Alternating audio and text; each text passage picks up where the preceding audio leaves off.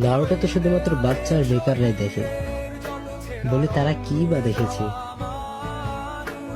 তারা কিনা জিরায়ের মতো স্যাক্রিফাইস দেখেনি, পবিত্র মতো ওয়ান সাইড লাভ দেখেনি, কাকাশির বেদনা দেখেনি, গারার বন্ধুত্ব দেখেনি, তারা সুনাডের ল দেখেনি, আর হিনাতার মতো প্রেমিকা দেখেনি, যারা গাই সেন্সির মতো কঠোর পরিশ্রমী দেখেনি, ইরোকা সেন্সির মতো আদর্শ শিক্ষক দেখেনি,